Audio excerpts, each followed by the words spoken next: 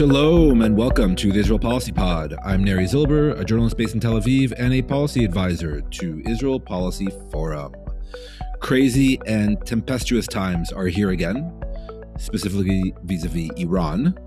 And to help us make sense of how all this looks from Israel, we're joined once again this week by my good friend Yaakov Lappin, a military and strategic affairs analyst and a veteran defense correspondent here in Israel.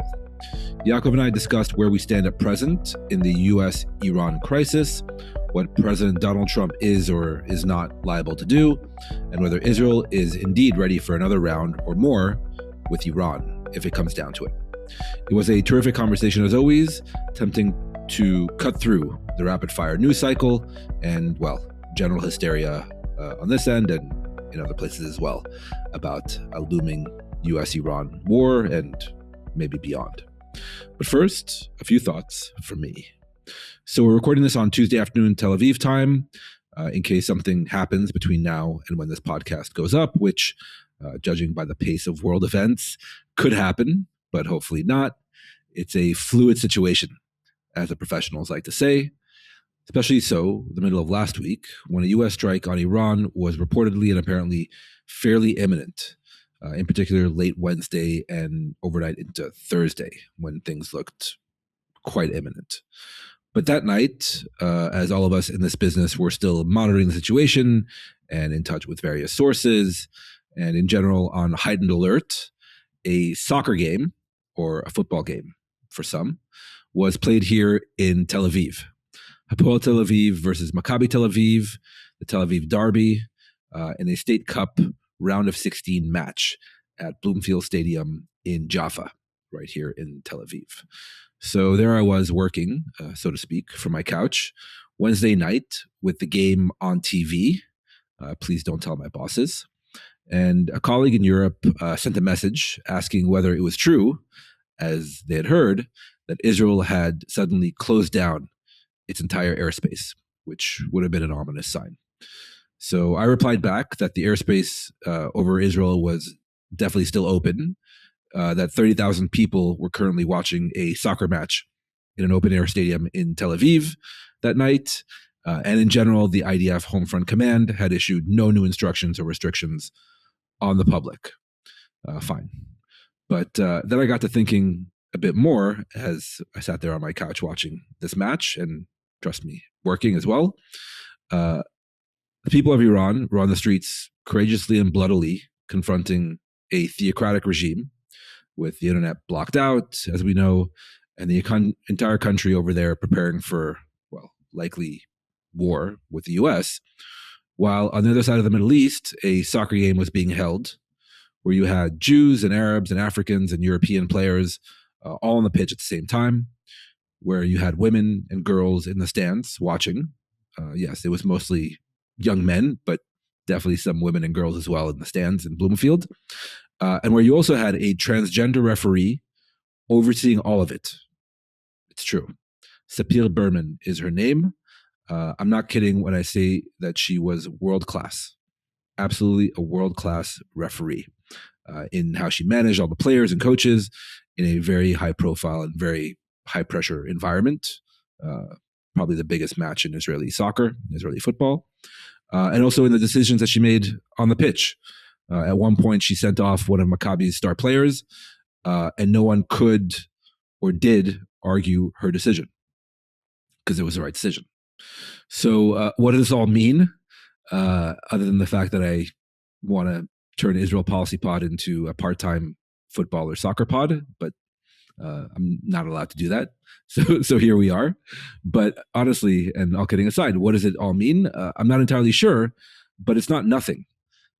It's easy to criticize Israel. And believe me, we do it on this podcast every week for things like how the conflict with the Palestinians is handled, for the great dysfunction, shall we say, of this current Israeli government, for really a million and one things every day of every week. But we should also not lose sight of this country's many, many positive facets and positive attributes. Obviously, this is just one soccer match played last week in Tel Aviv, but coming as it did in the middle of the crisis with Iran, it was hard not to draw some comparisons. In Israel, we have for instance, 24/7 electricity and clean running water and a functioning, if not booming, economy, even after 2 years of war. And we have women's rights and LGBTQ rights and a lot of other things that they currently don't have in places like Iran. And it was also hard not to think, again, as I was sitting on my couch last Wednesday night, of what this country, Israel, would look like if the far right and ultra-Orthodox had even more power than they already do. And also what Israel could look like if the forces of moderation and liberalism and democracy are able somehow to regain power.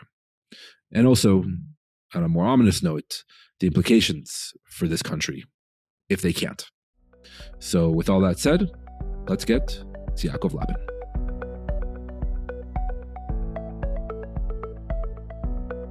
Hi, Yaakov. Welcome back to the podcast. Hi, Neri. It's great to be with you again.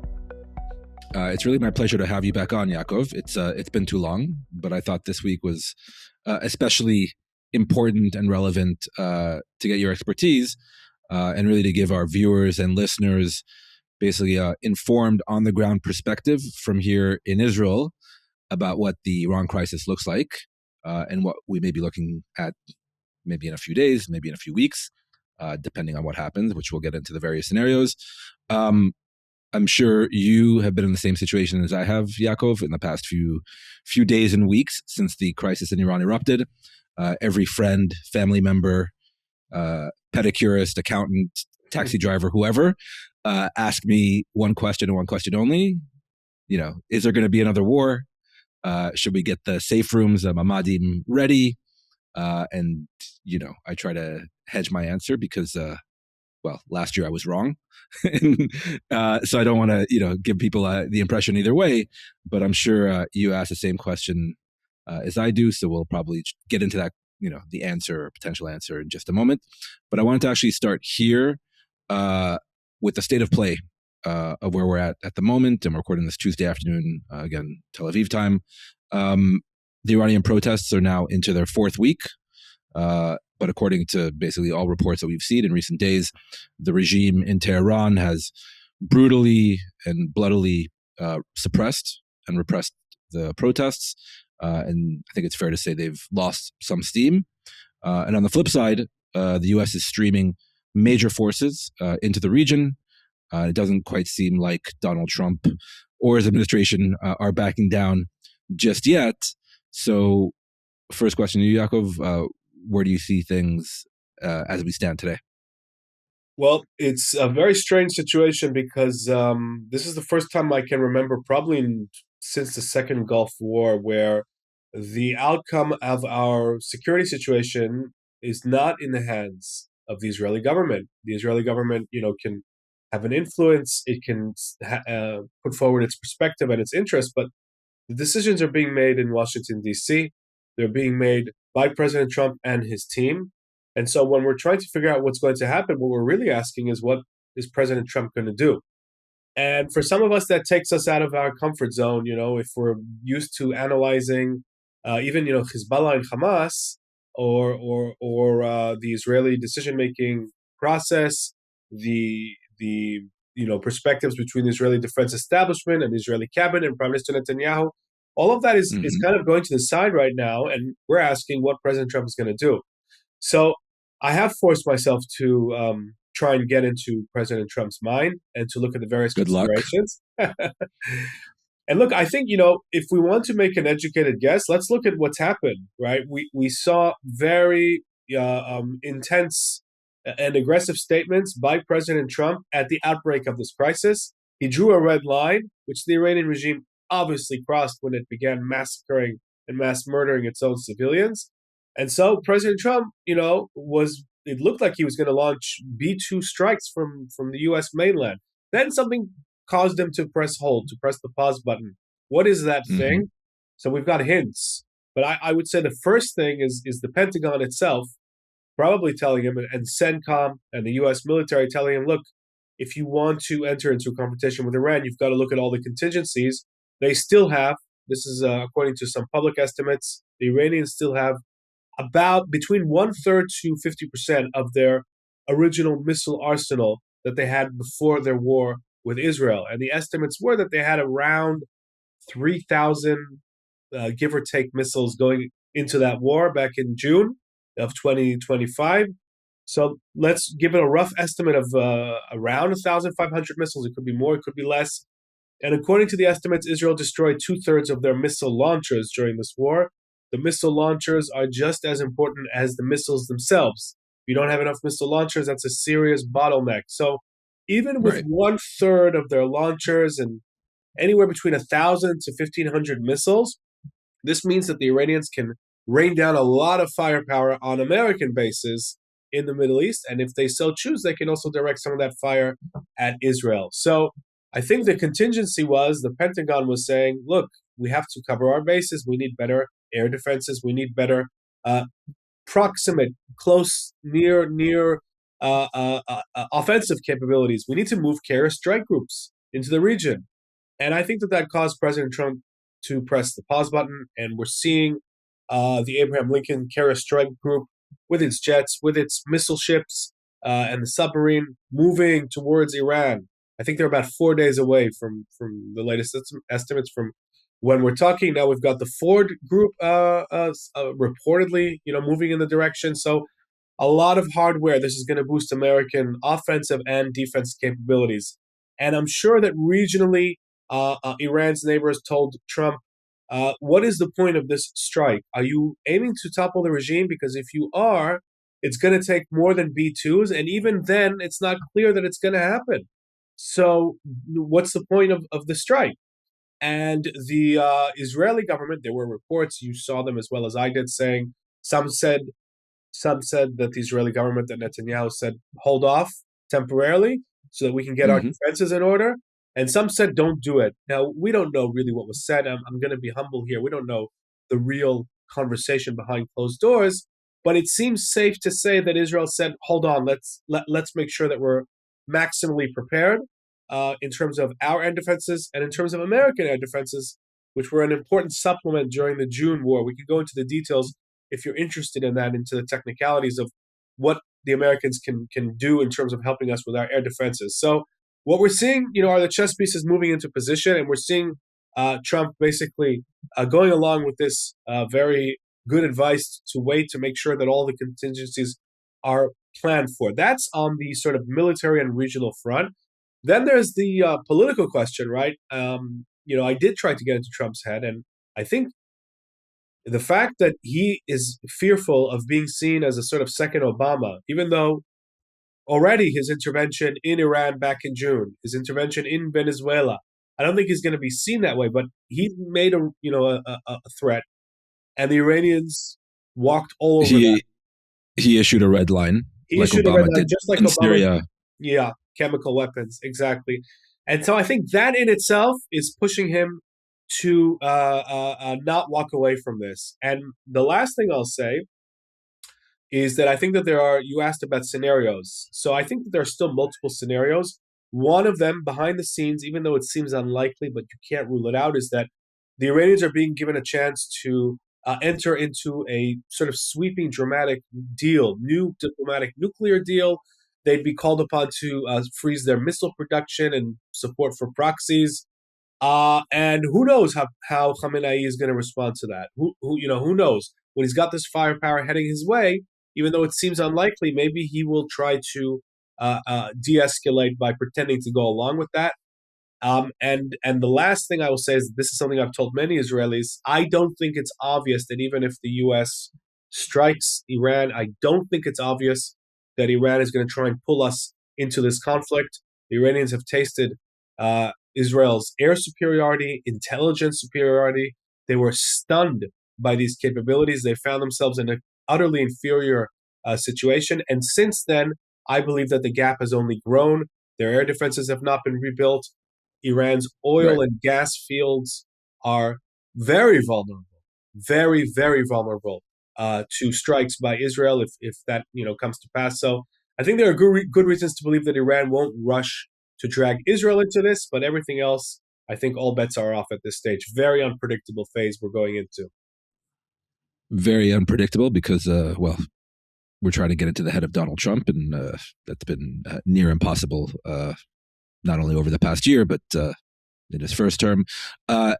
We'll get into the Israel of it all in just a moment, believe me. But I wanted to stay on this issue of the current state of play and what the coming days may see in terms of, well, what Trump does or doesn't do.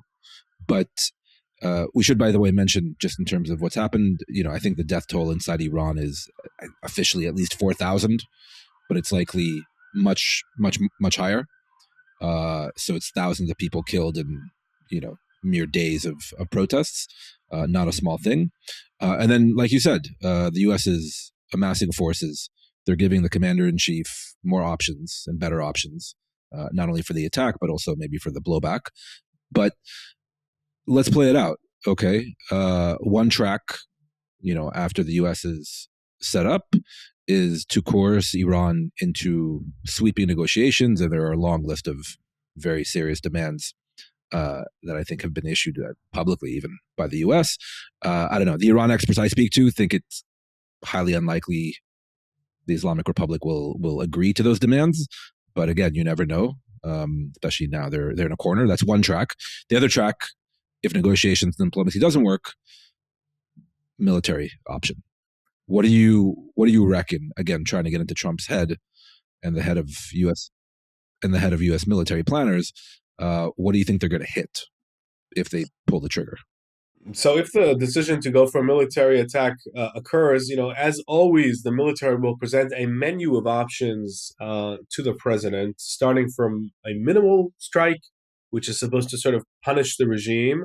And, then I guess you would see strikes on missile sites and the IRGC bases. And I'm sure that, in any configuration, you would see strikes on the Basij, the internal repressive militia, that has, by the way, approximately 2 million members by the last count, and perhaps even going after energy targets as well to punish the Iranian economy. And you could go all the way up to a massive strike of thousands of targets. This is the maximal end of the spectrum, where the Iranian leadership, and not only Ayatollah Khamenei, but the heads of the IRGC and the head of the Quds Force and the military leadership of Iran, as well as the Ayatollahs and the political leadership, could all be targeted with these kinds of strikes, even if they're deep underground. We already saw in June that won't necessarily defend them. So there's a full spectrum of strikes, and I think that the question that Trump has got to answer at this stage is, what is the goal? What is the objective of the strikes? If it's to punish, then he's going to go for a minimal on the more modest side of the menu. And if he's going to try and do something as ambitious as regime change, then I would expect him to go for the maximum option here. And that means a sustained campaign, thousands of targets, and all of that would be aimed at basically lifting the lid off of the repressive mechanism in Iran and allowing the millions of Iranians to topple their regime. The problem with the maximum option is, one, of course, there's no guarantee it's going to work, and in fact, I don't know of any case in history where airstrikes have led to regime change. I just don't know when and where this has ever happened. And the second problem is that the opposition in Iran is largely unarmed. You've got the Kurds who are armed and the militias, but the critical mass of people, we saw what happened. They went out into the streets and they were massacred because they had no weapons in their hands. So even with these airstrikes, is that going to be enough? These are huge unknowns. And the last thing, I would say in terms of the scenarios is the Iranians will be able to fire missiles. They have underground missile launchers. Their capabilities are not as great as they were during the June war. They're definitely reduced. But I think President Trump will also be asked, do you want to get into a missile war with Iran that could go on for weeks? How is that going to be perceived by your MAGA isolationist wing? I think, that's why there are so many factors in this decision. So it's very hard to predict where this is going to go. But regime change is not a hit and run, one button stop maneuver. Nobody knows how to do it. Really, nobody knows how to do it. So very, very uncertain. Yeah, definitely uncertain.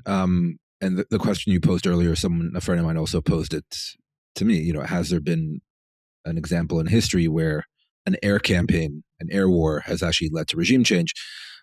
Like you said, I can't remember one. I mean, maybe Bosnia, Yugoslavia in the 90s, but that wasn't one to one, right? It was in the context of, I think, the Kosovo War, and the failure and defeat in that war led to protests back in Belgrade, which eventually led to the fall of the Milosevic regime. Right. I don't the objectives of the U.S. led NATO campaign from the air back then was to halt the external war. Exactly. Which is a much more If realistic goal. Yeah, and it's also a much more realistic ask of a regime, because you can coerce a regime to stop a war of aggression. That's been done, but you can't coerce a regime from the air to give up power. Difficult to say, but in terms of, let's say, the more maximalist scenario, the more maximalist military option, targeting the supreme leader Ali Khamenei, the top of the Islamic Republic. I mean, what comes after? Because I've heard concerns on the Israeli side that what may come after, not that it'll necessarily be worse, but that you could end up with definitely a hardline regime still, even if the supreme leader is taken out. You could end up with a hardline regime, especially if the IRGC fills the vacuum. If the Ayatollahs step back and the IRGC, fills the vacuum, I don't think we would see a big change. I mean, the IRGC is running the foreign policy in so many ways anyway.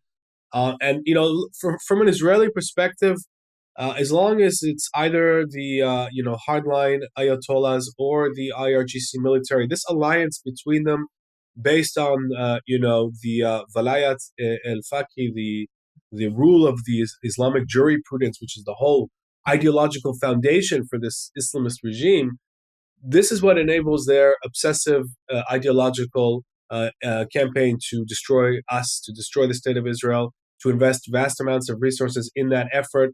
And the main question we'd be asking here in Israel is, after this campaign, will we see a different regime or not? It's really kind of binary in that matter. I don't think that there is anything in the middle. It's either going to survive and continue, or it's going to be replaced with something, which would, if that happens, if the regime actually does fall, it's worth noting that this is, of course, the ultimate game changer. It's hard to imagine a more dramatic, positive development for Israeli security than the downfall of the regime. This would leave Hamas, which is already surrounded in the Gaza Strip, basically on its own, relying on Qatar, but in terms of the Iranian support, which has been crucial for building up its military terrorist capabilities, not only in Gaza, also in the West Bank. Hezbollah would be utterly Lebanon. isolated. Yeah, I think that would mark the beginning of the end of Hezbollah if they lose their state sponsor, and they're already, being sort of surrounded by the Sunni al-Shara regime, by Israel to the south.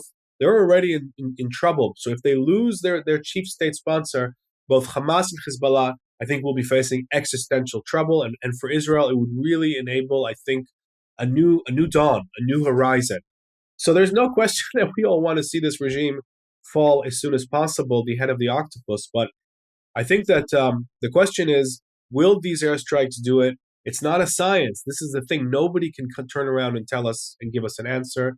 But what we do know is that I think what I look for in terms of regime change is something on the ground in the country, in the territory. In this case, I would look at the Iranian army, because the Iranian army has always played second fiddle to the IRGC in terms of resources. And the IRGC, just like its actual name, the Republican Guard Corps, they're the elite military organization which not only controls really something like 40% of the Iranian economy, and they're absolutely monopolizing resources. They also have the best missiles, the best military technology, and the Iranian army is very deliberately discriminated against and kept in second place in order to prevent just this scenario, the scenario of a coup. So we know that the regime has also, on a regular basis, conducted purges of the Iranian army leadership to make sure that they're ideologically on board with the so-called revolutionary ideals. But I'm not sure that that's enough. I think that the Iranian army is more connected to the people, and I think that some of them are facing bigger dilemmas.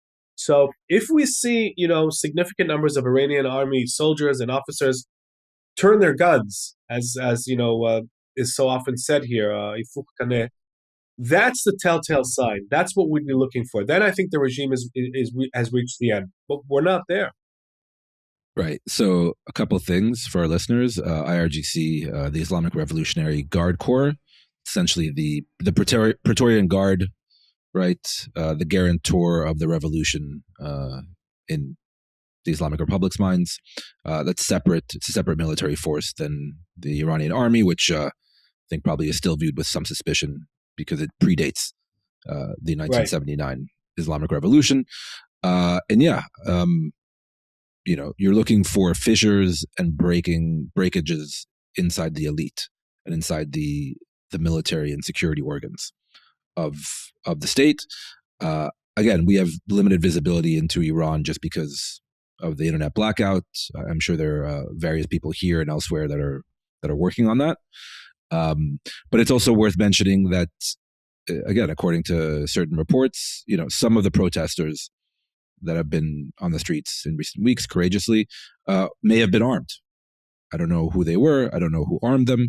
But there are reports that there were armed clashes with Iranian security forces. So that's an interesting wrinkle. If the protesters on the streets actually do have some capabilities. It seems, and again, as you say, the visibility is low, but it seems that those would be the exceptions to the rule, because when you see them, when you see the security forces spraying the crowds with fire, and in footage after footage, nobody's firing back, it looks like the armed members are few and far between.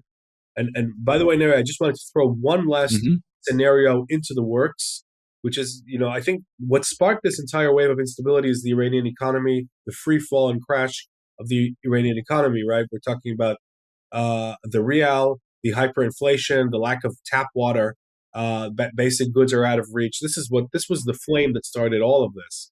And so I think another option worth considering is the idea of an oil embargo enforced by the U.S. Navy, targeting Iran's oil exports, because most of that money, most of the regime's money, comes from selling its oil, 90% of it, to China.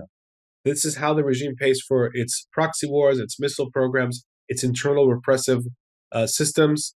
And if that gets choked off, then that would place the regime under existential threat. The regime would correctly interpret that as an act of war and would likely respond to that in a military manner. But I think that would be an interesting move that's also worth taking into consideration, and I wouldn't be surprised if it was put on that menu as well in the White House. So this is actually a great point. So one track is, the coercion we've seen by the U.S., but also, engaging in diplomacy to try to get this big deal, obviously on much better terms than previous diplomatic bouts. That's one scenario. Second scenario, Trump launches airstrikes and missile strikes against something inside Iran, TBD, as we just discussed. And the third one, and you do hear it from some Iran experts, it's like, look, the risk of military action right now is high, and it may not get the job done, right, in terms of getting the result you want, which is actually regime change and, a different future for the Iranian people and a different foreign policy by whatever government's in Tehran. But given the real structural problems, especially economic, but not only, also political, of the Islamic Republic, maybe just wait them out. And like you said, a blockade, this gunboat diplomacy that we've seen in other parts of the world, and time is your friend here. Yeah. And maybe that's a tool. Like you said, it shouldn't be taken off the menu. Not at all. I happen to think it might be the most attractive tool in terms of actually getting the job done. So, obviously, we're all guessing here, we're all speculating, but I'm sure that the tool has been put on the table. I think that it can be very effective. Choking off their oil exports to China would cause them just as much damage as any military strike. So, I'm sure that, by the way, this would obviously have big ripple effects on the global energy market. So, Yes. I'm not sure that that option is so attractive. The U.S., even though it's a net exporter of oil, they would still feel that with the prices going up globally. It's one market. So, Yes. Look, it would have massive implications for the global energy market. It would have massive implications for U.S.-China relations because China likes to import its discounted Iranian oil. But right. then you could also say that invading Greenland would have massive effects on the global economy and transatlantic relations and the future of NATO and all of that. And yet, as of Tuesday afternoon, Tel Aviv time, it's the biggest story today. Right. So, yeah, in theory, Donald Trump cares about the global energy market, but in practice, I don't know. I mean, the markets have been spooked today by potential U.S. European, I don't even want to say like war, but a rupture, which seemed, I saw this headline, this is apropos of nothing. So the headline, Denmark deploys troops to Greenland as tensions rise with the U.S. And I looked at that headline in my own newspaper, and I was like, this would be like make believe on The Simpsons. This is an episode of Black Mirror. Yeah. That the Danes are deploying 15 more soldiers to Greenland to protect against the U.S. Marine Corps invading. But and yet here we are. Israel Policy Forum is a policy organization rooted in the Jewish community. Our mission is to build support for a secure, Jewish, democratic Israel through a viable resolution to the Israeli-Palestinian conflict, advancing pragmatic U.S. policy towards the conflict, U.S.-Israel relations, and regional diplomacy among policymakers and community leaders. We promote policy measures endorsed by credible security experts, develop analysis and commentary, and convene programs that engage and educate leaders across the political, denominational, and generational spectrums. Our Young Professionals initiative, IPF at Teed, works to elevate the discourse among next-generation leaders by building community and facilitating engaging programs related to Israeli-Palestinian affairs. To learn more about our work, visit us online at israelpolicyforum.org and follow us on social media. If you rely on Israel Policy Forum for credible and nuanced analysis, please make a tax-deductible gift today at ipf.li/supportthepod or at the Support the Show link in the show notes. Okay, back to our business. Let's take the scenario of military action by Trump. Let's say diplomacy doesn't work and Trump does not want to just wait them out. So he wants to do something, especially because he's, how did I put it to you the other day? His thumbs on social media have written a check that the U.S. military could not cash last week. But maybe the U.S. military can cash that check in the coming days or this weekend maybe or next week. So he hits something in Iran. The Iranians, I assume, will need to respond. Now, we played it out a little bit. You think it's more likely that they go target U.S. bases in various Gulf states and not Israel? Is that a fair assessment? Yeah, I think that that's the more likely response because, again, the Iranians have tasted Israeli capabilities. And, not only have they just gotten over the biggest threat to their internal rule since 1979, now they've got, U.S. military power.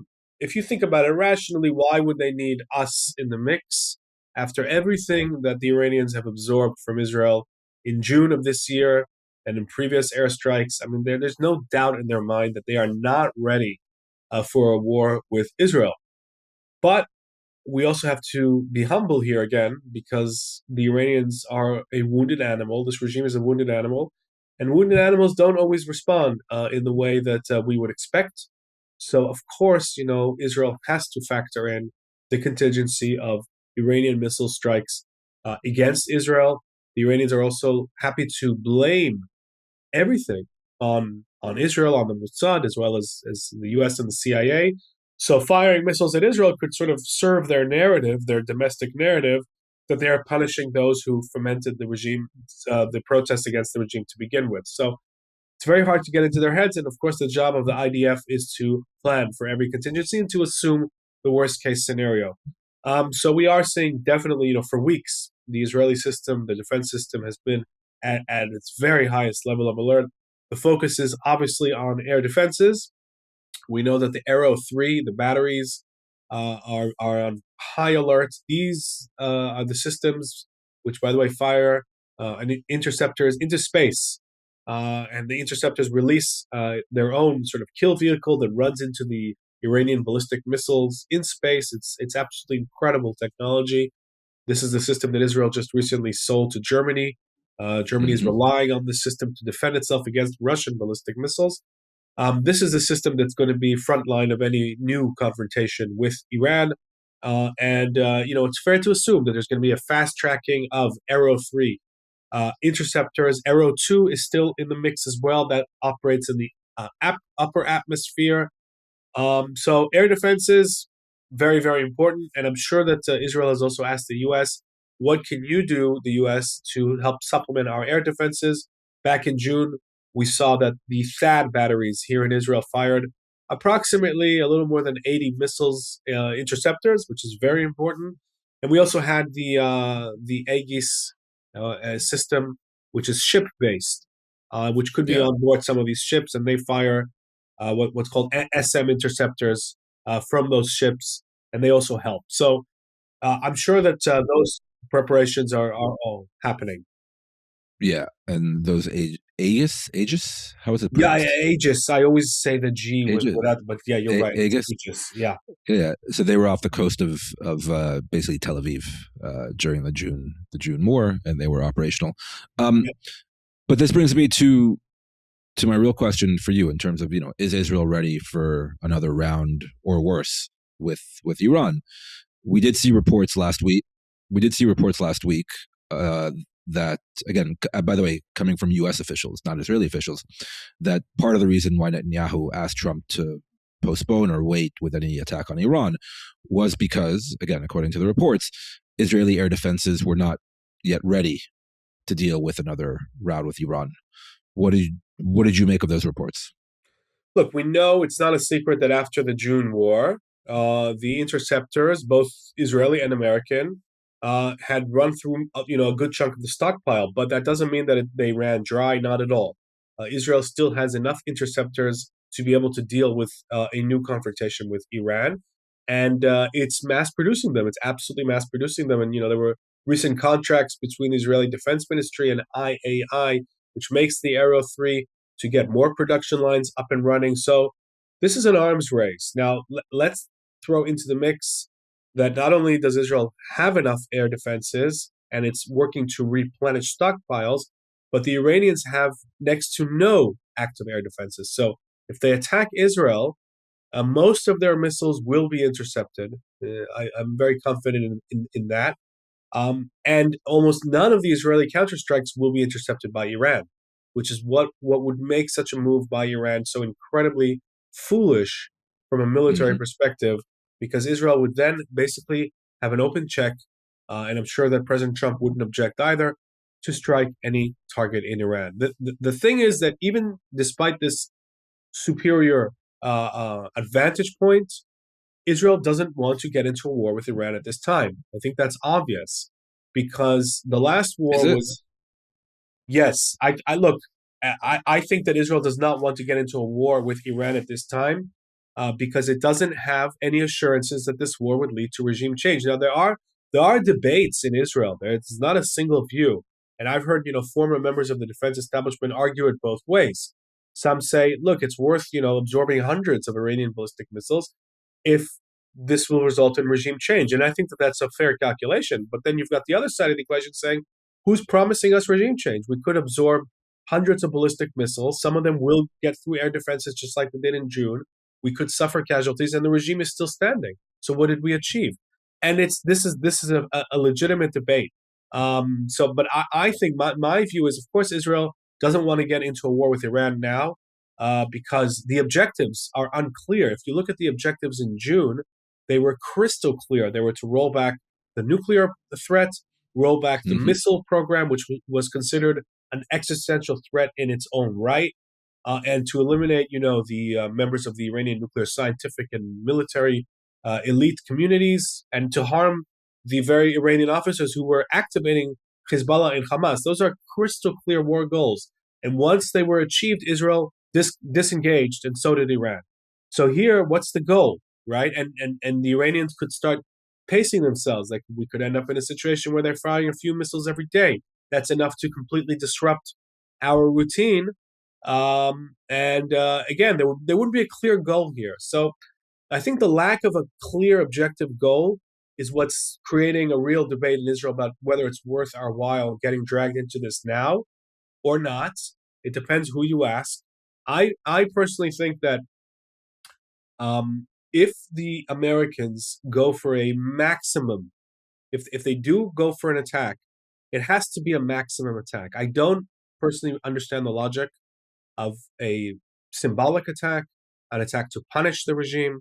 I don't think that's going to change anything. I don't think it would be worth the risk, not to Israel, not to U.S. personnel in the Middle East. I think that if the Americans decide on military action, it has to be the maximum action. If it's the maximum action, if thousands of targets are hit, and that creates the real chance of a shakeup, we still don't know if that would work, but that at least could be justified as risking, a larger conflict in the Middle East. If it's just a symbolic strike, I personally don't really understand the logic of it. So, again, not to rehash the the previous debate. I mean, surely there's some middle ground between kind of the maximalist strike package by the U.S. and a symbolic strike. So you could maybe go after, I don't know, IRGC command and control that are jamming up the internet.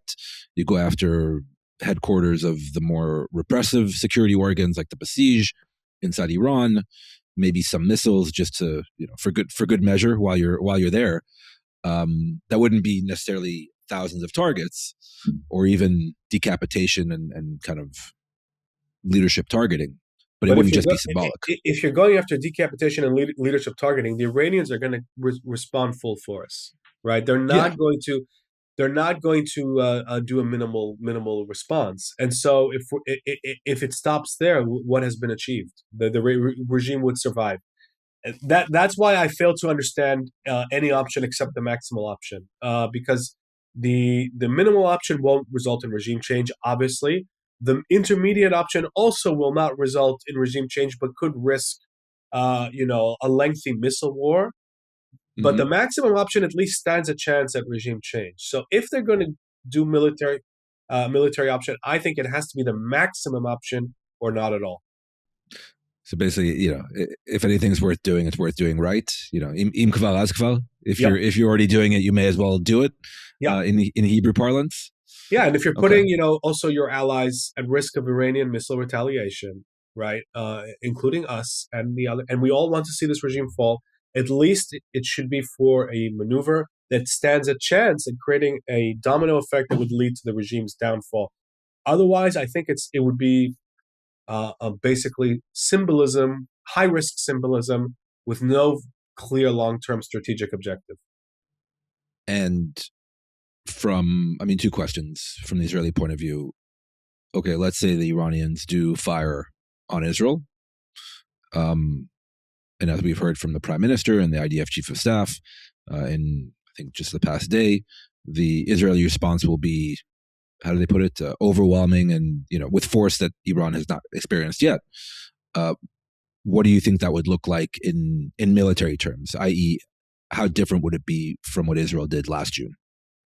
I think, if we enter that situation, first of all, there would be an opportunity to target the new missile production activities that Israel has detected in Iran.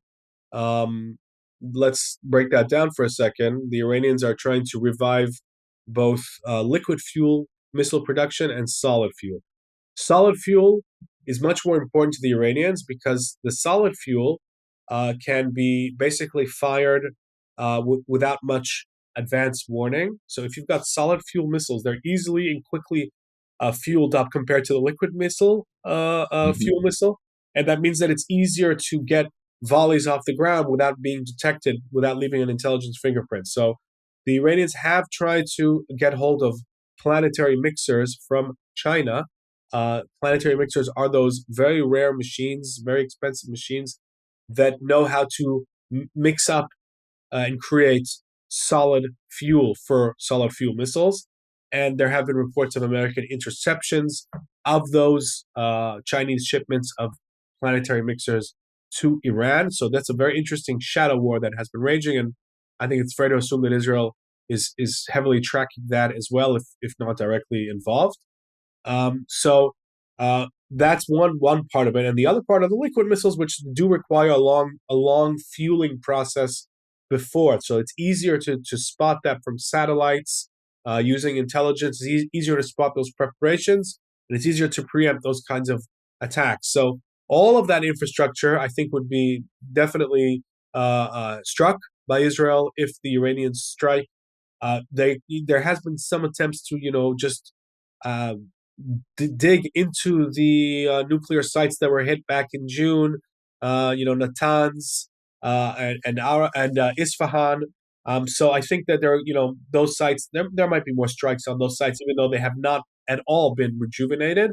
And I think the real sort of a wild card here are the Iranian oil fields and the natural gas fields, because there were some limited strikes on those back in June, hardly noticed in all the mayhem of the war, but the strikes occurred.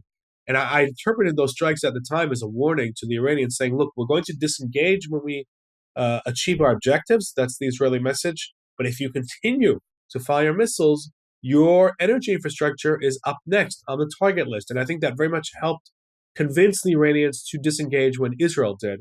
And so if the Iranians launch missiles at Israel again, if this regime does that again, I wouldn't be surprised if Israel does target the Iranian energy fields. But I have to qualify that and say that this is purely my own speculation. It's based on no conversations with anybody at all. Really, this is just something that as a chess player, it seems like a very a clear threat to make, because it's the throat of the regime. This is their lifeline. This is their oxygen. So right. I would expect it to be on the target list. So the aggregators listening to this will say the headline will be, Israel threatens to target Iranian energy infrastructure if another round breaks out. Yeah, it hasn't. No. It hasn't threatened to do that, but let's listen to the music the tone that we are hearing. What overwhelming force, and the Iranians will experience things they haven't experienced before. What could that be? And here I am speculating that look, we have a precedent for this, right? I mean, the Israeli Air Force struck Houthi oil terminals time and again during the conflict with the Houthis, and I think that was also an experiment to see how much that harms the Houthi terror regime, and it did harm them. It very much harmed them. Their income, their ability to use that income to translate it into building a war machine. These are legitimate military targets. Oh, absolutely, absolutely. It harmed their income and their infrastructure, and it's not something they can rebuild overnight. So, infrastructure of that sort, yes, especially in a country like Iran. It's not Yemen under the Houthis. It's not North Korea. I mean, as we're seeing now, there are, economic and political pressures explode out, and millions are on the streets. Exactly. Yaakov, the big question on many people's minds when they look at Israel and its readiness for the war dates back to last June's war.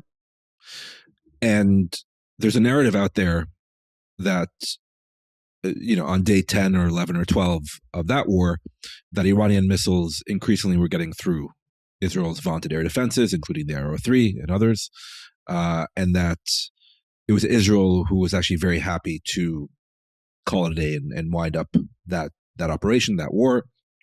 What is your understanding of how effective Israeli air defenses were in the later stages of last June's war? Because it has become an issue of conversation and a topic of debate. Look, I think that the idea that Israel was happy to end the war because of Iranian missile attacks is a distortion. I think the Iranians were the ones that were happy to end the war because when we look at the last days of that conflict, we had a situation again where Israel was striking 100% of the targets that it intended to strike, and the Iranians, were striking a small percentage. I'm not going to throw out an exact number. I have a number in my head, but it's a small number. It's less than 10 of the targets that they were hoping to strike as a percentage. So when you imagine in a boxing match where one boxer is landing literally every blow, every punch that he's throwing, and the other is landing less than 10%, and the rest are blocked. Who in their right mind would want to stay in the ring? Not the Iranians, and I think that was the real situation. Now, look, in terms of air defense, these are sensitive topics, so there's a limit to what Yeah, we can discuss. But I think we can say that as a rule of thumb, in any air defense campaign, you always have to prioritize. You're dealing with resources that are not infinite. So we did see Israel pace itself. We saw that certain areas received high priority. We saw that it was very important for Israel to guard its very key strategic sites. These are very, very sensitive considerations, and we are dealing with limited resources. But I will say that Israel's air defense resilience absolutely proved itself, I think, during this war. There are certain things that we can't talk about necessarily, but Israel found many ways of dealing with Iranian ballistic missile attacks. By the way, the Iranian cruise missile and drone threat was almost completely neutralized during this right. war, so that really failed. And yes, listen, the Iranians have built very sophisticated ballistic missiles, some of them hypersonic, some of them maneuvering, some of them had basically cluster type, not mass cluster, but warheads that divided themselves in the upper atmosphere if they weren't hit in time. This is an arms race. Absolutely is an arms race. The Iranians gave it their best shot in terms of their engineering and military capabilities. I think that it's something like 85% of the Iranian ballistic missiles were intercepted by Israel's air defenses, and I think that statistic, in and of itself, tells us a lot about what we need to know. That's not even including the American assistance that Israel received during the war. Right. 85%. I think it's the official number from the IDF is 86% interception rate. And what do they fire? Over 550 missiles. So we can do the math. Obviously, there are places in Israel that were hit that we can't talk about and that were not publicized. And there was, how shall I frame this? There was both a narrative and an objective truth that in the later stages of the war, like you alluded to, the Iranians may have been using slightly more sophisticated missiles and they were firing it in slightly different ways. That was a difference from the heavier salvos in the earlier stages of the war. Their And that their some of the their fire, the intensity of their volleys 100% decreased. We yeah, saw that they went from very large salvos steadily decreasing because their launchers were being taken offline and the missiles themselves. So they were under huge pressure. And let's not forget that the opening strike also, took out a very large number of their launchers and their underground missile bases, which they were convinced were immune from the right. Israeli Air Force, were not immune and were struck quite effectively during that war as well. Yeah, well, just like Hezbollah chief Hassan Nasrallah and others that were hiding in various bunkers all across the Middle East proved to Yep. be not immune even to Israeli capabilities. But I guess my point is that the Iranians did shift something in the later stages of the war. They did get through, and now there's a debate over the reasons for that and the continued effectiveness of Israeli defenses. I think your position on this issue is very clear, Yaakov. I tend to agree with you, but we just have to kind of be fair and put that out there because, Sure. well, other people think that the last few days of the war were, I think, more difficult than we remember. Obviously there were missiles that got through, and there were very tragic We had about impacts. 40 to 50 impacts in urban areas during this war. Yeah, yeah, That's out of and I think 550 missiles that were launched. yeah, yeah. So again, I don't think it was like the Israeli air defenses were ineffective the last 2 or 3 days, but that's the impression some people Yeah, not at all. And have. if Yeah. they were ineffective, then our city centers would not. I mean, they sustained heavy damage sites, no question about it. Things that we've never experienced since '48. But it would have looked a lot worse if the air defenses were not effective. That I can assure anybody who has any doubt about that. So this is the crux of it, and the final point on this issue. You couldn't hide it in Israel. Exactly. Exactly. So X number of Iranian ballistic missiles are incoming. Y number impacted, and again, there were places that weren't publicized, but how should we put it? It's not like the Israeli Air Force was not functioning. Yeah, and Over the course also of the there, 12 days. there was also an Iranian psyops campaign which was designed to make it look like we were on our knees, and they wanted to send that message to demoralize Israel, to rally their own base. This is war propaganda. They often did things like they took images of Iranian ballistic missile, let's say the engine after it had already been intercepted, and the engine just comes down or breaks up into pieces. And they said, "Oh, look, this is a great strike against the runway," and it's pieces of an Iranian missile that are on fire falling. So there was a lot of fake news during this war as well, and it's all too easy in such a information warfare environment to run after lots of misleading information. The Iranians are a huge threat, but there's no need to make that threat even bigger than what it was. At the end of the day, the Israeli air defense systems, in my view, performed in an outstanding manner considering the scope of the threat. And there's good reason why NATO, Germany are eyeing these systems, buying these systems, standing in line really to buy them because they work and they work very well. Yes, indeed. I think that's a good place to end our conversation, Yaakov. I think we covered everything given the continued uncertainties and Sure. what Donald Trump may or may not do maybe soon. But thank you very much for your insights. Let's hope for the best, both for, I think, the Iranian people and also, well, closer to home. Yeah. And I agree with you. The sentiment, I mean, maybe, the last kind of thought, it is a very historic juncture, not only for the Middle East, but for the world. Absolutely. If the Islamic Republic is really, if not on its way out, then at a major inflection point. Definitely. And I think it'll never be the same again, no matter what happens from here, because, you can't massacre this number of people, of your own people, and retain any form of domestic legitimacy. So whatever happens, I don't think that the regime will ever be the same again, if it even survives. Right. And that's on top of its real kind of structural economic problems and structural political problems. We can only hope. Maybe we'll be doing this podcast from Tehran next year, next January. That would be amazing. There used to be 2 to 3 flights a week from Tel Aviv to Tehran until 1979. So we can only dream of that coming back and meeting with the wonderful Iranian people who I meet when I travel to London. And the overwhelming sentiment is peace with Israel, reestablishing normalcy, having a normal country. That's all these people want. I mean, it really, the thought crossed my mind, throughout this crisis. I mean, Iran could be just one of the most beautiful, most wonderful, most prosperous countries in the world, but it's been 100%. Run into the ground. It's been run into the ground by a theocracy.